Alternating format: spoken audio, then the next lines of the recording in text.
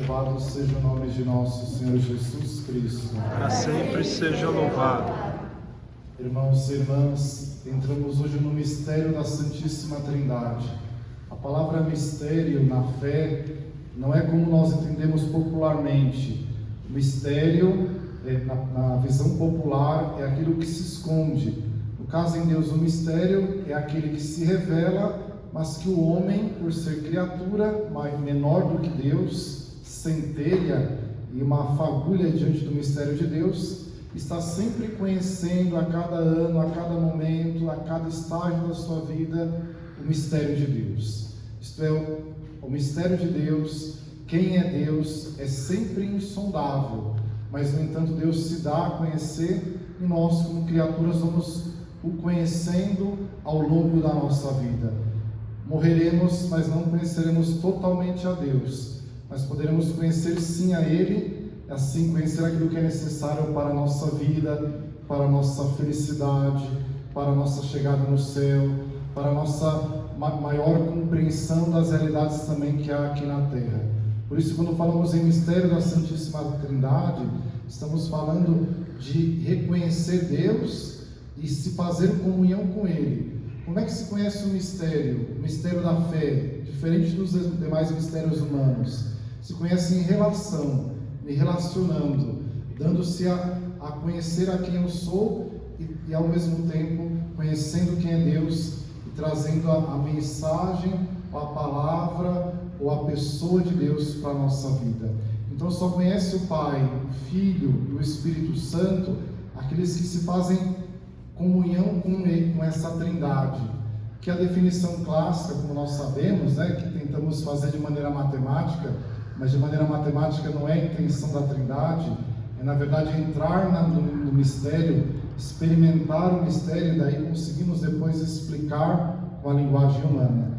3 pessoas e um único Deus. 3 pessoas, um único Deus. As comparações humanas são sempre falhas, mas pessoalmente o que me agrada é entender como é a nossa família. É uma só, mas é composta por diversas pessoas que formam uma família. Então a propriedade de Deus é um só. No entanto, cada uma das pessoas tem um papel na história da salvação. O Pai gera e envia o Filho, e o Pai e o Filho procedem e enviam o Espírito Santo a nós. Eles agem conjuntamente. Portanto, irmãos, entramos no mistério da fé, da Trindade, do qual todos nós somos convidados a fazer parte. E celebrar a Santíssima Trindade é lembrar que Deus não é solitário, Deus trabalha conjuntamente. Isso é o mistério de Deus. Ele cria nós para sermos comunidade, porque Ele é comunidade, porque Ele é ser de relação, porque Ele é ser de doação, porque Ele é ser de dar-se a conhecer ao seu próximo, derramar-se de amor entre si e também para nos criar. No entanto, somos convidados então a lidar com aquilo que é os limites humanos, se espelhando na verdadeira comunidade, que é a Trindade. Para sermos uma família de Deus, é necessário olhar a Trindade, não primeiro a relação humana, porque a relação humana é marcada pela limitação, e a relação da Trindade é marcada por Deus, que vai nos guiando e dando exemplos e assim inspirando as nossas relações entre nós e entre aqueles que estão à nossa volta. Por isso, irmãos e irmãs, as leituras de hoje, a começar pelo Evangelho, nos fala exatamente desse mistério, quando João Evangelista, que é o maior dos evangelistas, que expressa a figura da Trindade, expressa a ação conjunta do Pai, o Filho e o Espírito Santo, e no início desse Evangelho, ele alerta que para compreender as coisas de Deus, é necessário entrar na graça.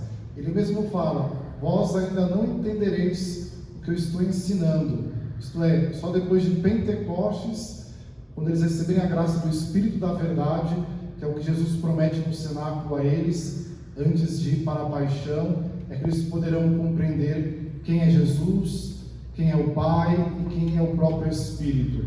Então, para compreender a fé, para compreender a Bíblia, para compreender aquilo que vem com a fé, é necessário a graça de Deus. Pedir, Senhor, que eu veja. Senhor, que não só leia, mas que compreenda com profundidade as palavras que são lidas e que correspondem ao mistério da nossa fé. Não basta só o esforço, mas pedir a graça de Deus. E a compreensão vem na medida que nós nos relacionamos. Por isso que, quando chamamos que é 3 pessoas, e um só Deus, pessoas se relacionam, isto é, o Filho se relaciona conosco. Jesus é modelo para nós, é Ele que fala do Pai para nós, é Jesus que dialoga com o Pai, que reza ao Pai, que nos entrega a oração do Pai Nosso, e nos ensina a nos relacionar de maneira íntima com Deus. Então, para conhecermos ao Pai, precisamos de Jesus. Para conhecer o Espírito Santo, precisamos da pessoa do Pai e do Filho. Irmãos e irmãs, notemos como a Trindade trabalha conjuntamente. E aqui para nós é um ensinamento humano de reconhecimento, que se ao mesmo tempo a Trindade trabalha conjuntamente, o Pai com o Filho e o Filho com o Pai para enviar o Espírito, nós também devemos aprender entre nós, reconhecer o valor das relações humanas, o valor da nossa família, o valor das pessoas que passaram antes de nós. Nós somos convidados a ver a importância das relações pessoais. Ninguém é independente ao ponto de dizer que conseguiu tudo sozinho, que batalhou sozinho. Alguém trabalhou por nós, alguém trabalha por detrás de nós, alguém misteriosamente, que é a nossa comunidade, que é a igreja, que é a nossa família, está rezando por nós, está acreditando em nós, e podemos contar com muitas pessoas para nos ajudar. Não sejamos isolados, nem nos sintamos sozinhos.